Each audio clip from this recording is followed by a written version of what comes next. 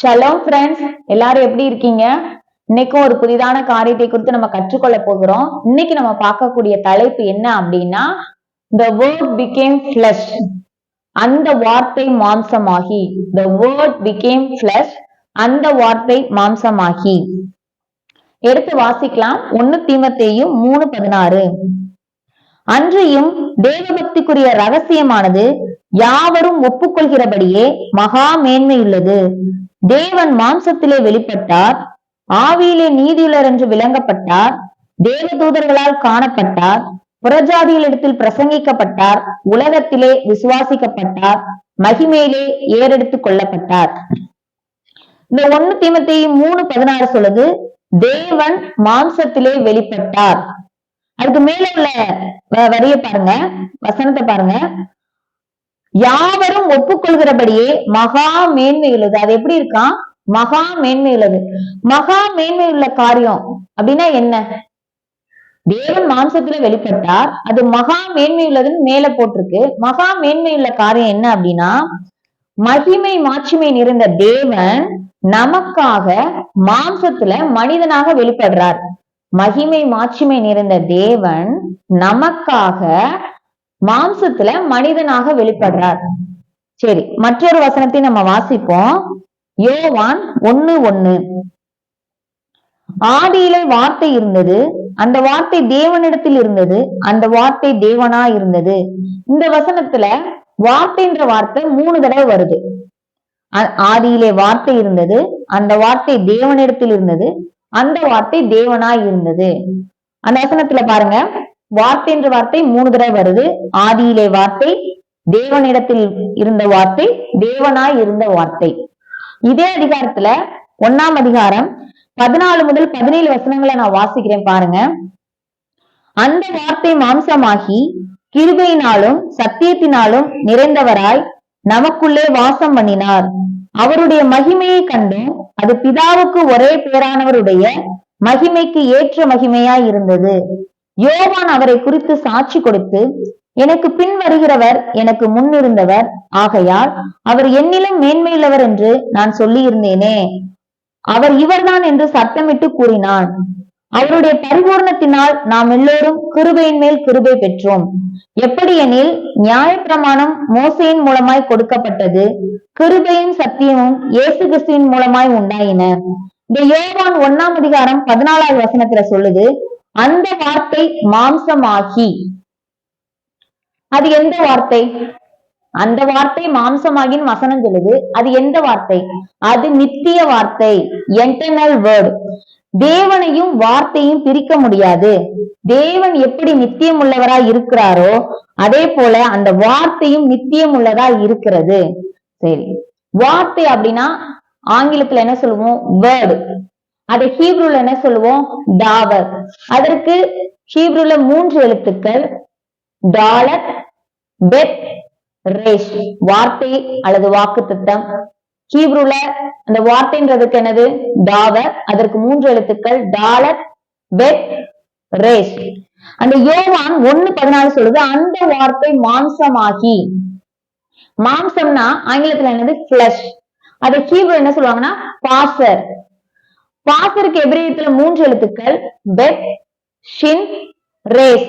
அந்த பாசருக்கு எபிரேயத்துல 3 எழுத்துக்கள், பெத், ஷின், ரேஸ். இந்த பாசர் 2 விதமான மீனிங்ஸ் இருக்கு. இந்த பாசருக்கு ஃபர்ஸ்ட் மீனிங் என்ன அப்படின்னா, flesh of the human body. another meaning எப்படின்னா, to bear news, publish, to preach, to glad and with good news, announce salvation. ரட்சிப்பின் நற்செய்தியை நமக்கு அறிவிக்க. ரட்சிப்பின் நற்செய்தியை நமக்கு அறிவிக்க. வசனங்களை நம்ம பார்க்கலாம், ஆதாரமான வசனங்களை. லூக்கா 4:18-19, 4ஆம் அதிகாரம் 18-19 வசனத்தை வாசிக்கலாம்.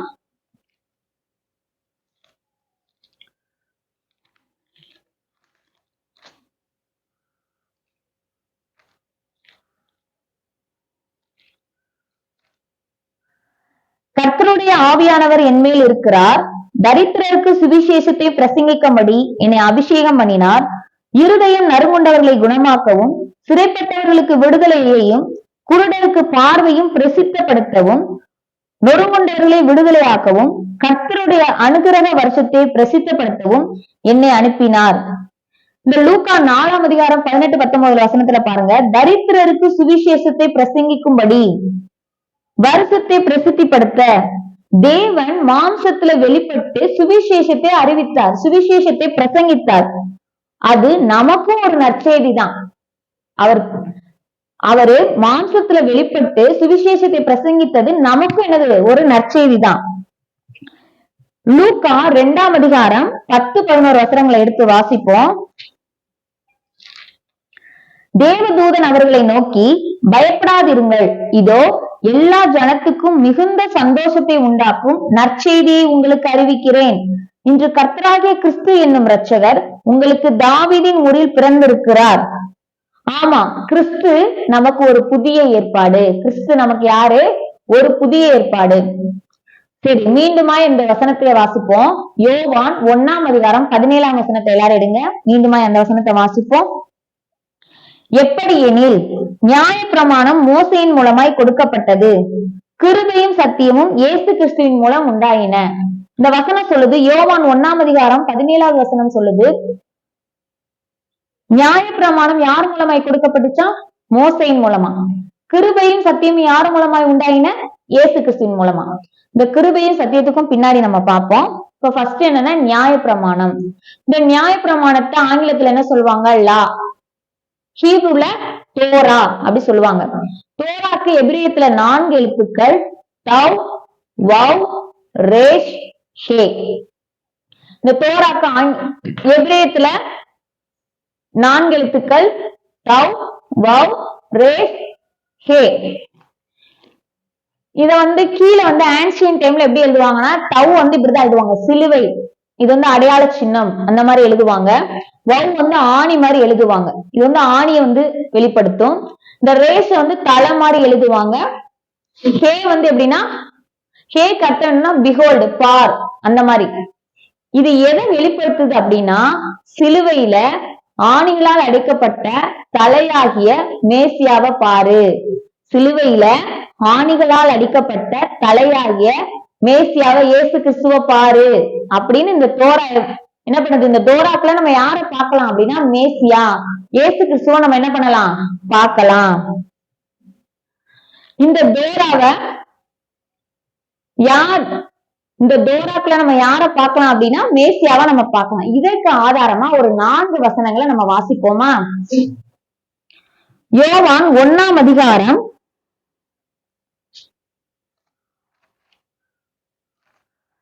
45வது வசனத்தை நம்ம வாசிப்போம். யோவான் 1:45.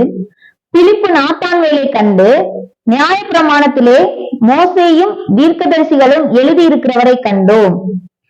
பிலிப்பு நாத்தான்வேல்கிட்ட சொல்றாரு, மோசேயும் தீர்க்கதரிசிகளும் எழுதி இருக்கிறவரை கண்டோம். மோசேயும் தீர்க்கதரிசிகளும் எழுதி இருக்கிறவரை கண்டோம்னா யார பார்த்தோம் சொல்றாங்க? நியாயப்பிரமாணத்துக்குள்ள மேசியாவை பார்த்தோம் அப்படின்னு சொல்லி பிலிப்பு நாத்தான்வேல்கிட்ட என்ன பண்றாரு? அட்ரஸ் பண்றாரு. மற்றொரு வசனத்தை கூட நம்ம வாசிக்கலாம். லூக்கா 24ஆம் அதிகாரம் 27வது வசனத்தை நம்ம எடுத்து வாசிப்போம். மோசே முதலிய சகல தீர்க்கதரிசிகளும் எழுதின வேத வாக்கியங்கள் எல்லாவற்றிலும் தம்மை குறித்து சொல்லியவர்களை அவர்களுக்கு விவரித்து காண்பித்தார். மோசே முதலிய சகல தீர்க்கதரிசனும் எழுதிய வேத வாக்கியங்கள் எல்லாவற்றிலும் தம்மை குறித்து சொல்லியவர்களை அவர்களுக்கு விவரித்து காண்பித்தார். ஆண்டவர் இந்த பூமியில இருந்தப்போ மோசே முதலிய சகல தீர்க்கதரிசனம் சொன்னதை தம்மை பற்றி சொன்னதை அவர் என்ன பண்ணாராம்? விவரித்து காண்பித்தார்னு சொல்லி இந்த வசனம் சொல்லுது. மற்றொரு வசனம் பார்ப்போமா? யோவான் 5ஆம் அதிகாரம் 39வது வசனம். யோவான் 5:39. வேத வாக்கியங்களை ஆராய்ந்து பாருங்கள், அவைகளால் உங்களுக்கு நித்திய ஜீவன் உண்டென்று எண்ணுகிறீர்களே. என்னை குறித்து சாட்சி கொடுக்கிறவன் அவைகளே. யார குறித்து சாட்சி கொடுக்குதான்? மேசியாவை, இயேசு கிறிஸ்துவை குறித்து என்ன கொடுக்குதான்? சாட்சி கொடுக்குது அப்படின்னு இந்த வசனம் சொல்லுது. கொலோசையர் 2:17 எடுத்து வாசிங்க. கொலோசையர் 2ஆம் அதிகாரம் 17வது வசனம். அவைகள் வரும் காரியங்களுக்கு நிழலாய் இருக்கிறது, அவைகளின் பொருள் கிறிஸ்துவை பற்றினது. அவைகள் வரும் காரியங்களுக்கு நிழலா இருக்கிறது. அவைகள்லாம் என்னது? தோரா. நிழலா இருக்கிறது. இது நிழல். அப்ப நிஜம் யாரு? இயேசு கிறிஸ்து. அந்த வசனம் அதான் சொல்லுது, அவைகள் வரும் காரியங்களுக்கு நிழலா இருக்கிறது. நிழல் தோரா, நிஜம் என்னது? இயேசு கிறிஸ்து, மேசியா. அப்ப இந்த தோராக்குள்ள நம்ம யார பார்க்கலாம்? மேசியாவை பார்க்கலாம், இயேசு கிறிஸ்துவ நம்ம பார்க்கலாம். இந்த தோரா மோசேயின் மூலமாக கொடுக்கப்பட்டது. இந்த தோரா யார் மூலமா கொடுக்கப்பட்டுச்சு? மோசேயின் மூலமாக. எந்த வடிவில கொடுக்கப்பட்டுச்சு அப்படின்னா எழுத்து, அதாவது வார்த்தை வடிவில கொடுக்கப்பட்டுச்சு. இந்த தோரா மோசேயின் மூலமா கொடுக்கப்பட்டுச்சு. எந்த வடிவில கொடுக்கப்பட்டுச்சு அப்படின்னா எழுத்து, அதாவது வார்த்தை வடிவில கொடுக்கப்பட்டுச்சு. இததான் உபாகமம் 9ஆம் அதிகாரம் 10வது வசனம் சொல்லுது. அப்பொழுது தேவனுடைய விரலினால் எழுதியிருந்த 2 கற்பலகைகளை கர்த்தர் என்னிடத்தில் ஒப்பு கொடுத்தார். தேவனுடைய விரலினால் எழுதி கொடுக்கப்பட்டது. தேவனுடைய விரலினால் எழுதி கொடுக்கப்பட்டது. நியாயப்பிரமாணம் மோசேயின் மூலமாக வார்த்தை வடிவில் கொடுக்கப்பட்டது. நியாயப்பிரமாணம் எழுத்து, அதாவது வார்த்தை வடிவில் மோசேயின் மூலமா கொடுக்கப்பட்டது. அதே போல புதிய ஏற்பாட்டுல வார்த்தையா இருந்த தேவன் மாம்சத்தில் வெளிப்பட்டு தம்முடைய அன்பை வெளிப்படுத்தினார். அதே போல புதிய ஏற்பாட்டுல வார்த்தையாக இருந்த தேவன் மாம்சத்துல வெளிப்பட்டு தம்முடைய அன்பை என்ன பண்ணாரு? வெளிப்படுத்தினாரு. இததான் யோவான் 3ஆம் அதிகாரம் 16வது வசனம் சொல்லுது. என்ன சொல்லுதுன்னு பாப்போமா? எடுத்துக்கோங்க. யோவான் 3ஆம் அதிகாரம் 16வது வசனம். தேவன் நம்முடைய ஒரே பேரான குமாரனை விசுவாசிக்கிறவன் எவனோ அவன் கெட்டு போகாமல் நித்திய ஜீவனை அடையும்படிக்கு அவரை தந்தருளி இவ்வளவாய் உலகத்தில் என்ன பண்ணாராம்?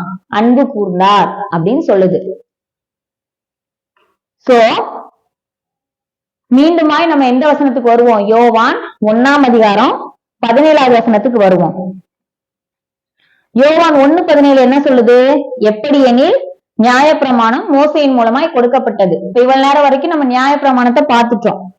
அடுத்து கீழே உள்ளது என்ன சொல்லுது? கிருபையும் சத்தியமும் இயேசு கிறிஸ்துவின் மூலம் உண்டாயின.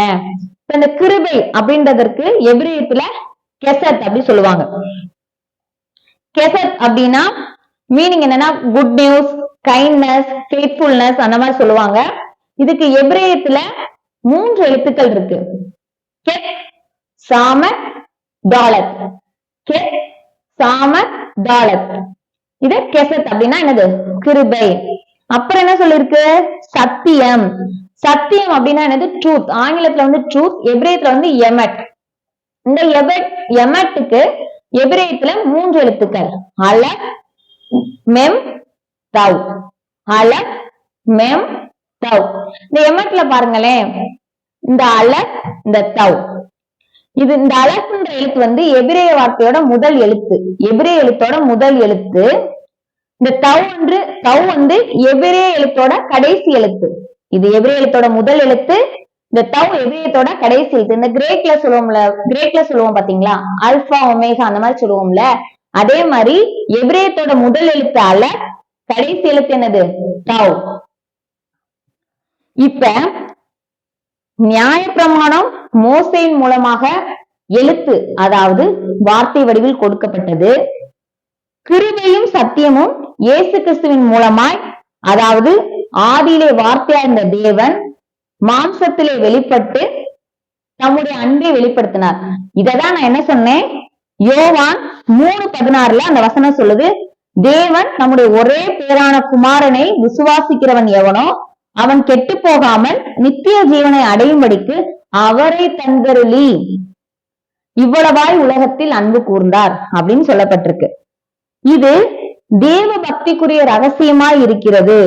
இது மகா மேன்மை உள்ளது அப்படின்னு சொல்லி 1 தீமோத்தேயு 3:16 சொல்லுது. தேவன் எதுல வெளிப்பட்டார்? மாம்சத்துல வெளிப்பட்டார். இந்த வேத பாடம் உங்களுக்கு மிகுந்த ஆசீர்வாதமா இருக்கும்னு நான் நினைக்கிறேன். கர்த்தர் தாமே இந்த வேத பாடத்தை ஆசீர்வதிப்பாராக. ஆமேன்.